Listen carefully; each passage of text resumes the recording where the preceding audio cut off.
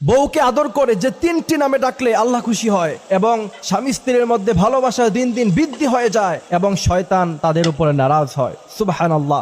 বউকে আদর করে এই 3টি নামে সবসময় ডাকবেন। আল্লাহ রাসূল সাল্লাল্লাহু আলাইহি ওয়াসাল্লাম আম্মা জানা আয়েশা রাদিয়াল্লাহু তাআলা আনহাকে এই 3টি নামে তিনি কিন্তু ডাকতেন। আমার ভাইরা, আজকে বিয়ে হওয়ার পরে মডার্ন যুগ, স্ত্রীকে জান বলে ডাকে, তারপর আর কি যেন বেবি বলে ডাকে, অথচ আল্লাহ রাসূল সাল্লাল্লাহু আলাইহি ওয়াসাল্লাম একজন স্বামী হিসাবে ছিলেন সবচাইতে ভালো স্বামী। আম্মা জান আয়েশা রাদিয়াল্লাহু তাআলা আনহা বলতেন, আল্লাহ রাসূল সাল্লাল্লাহু আলাইহি ওয়াসাল্লাম আমাদেরকে যে ভালোবাসা, যে মহব্বত দিয়েছেন, পৃথিবীর কোন স্বামী তার স্ত্রীকে এত বেশি ভালোবাসতে পারে বলে আমার কাছে মনে হয় না। আম্মা জান আয়েশা রাদিয়াল্লাহু তাআলা আনহা বলছেন, আল্লাহ রাসূল সাল্লাল্লাহু আলাইহি ওয়াসাল্লাম আমাকে প্রথমে ডাকতেন হুমায়রা বলে। হুমায়রা শব্দের অর্থ হচ্ছে লাল ধরনের একটা দামি পাখি। দ্বিতীয় নম্বরে আপনি চাইলে আপনার স্ত্রীকে তার বাবার নাম ধরে ইবনাতুন শব্দ লাগিয়ে আপনি আপনার স্ত্রীকে ডাকতে পারেন। তৃতীয় নম্বরে আল্লাহ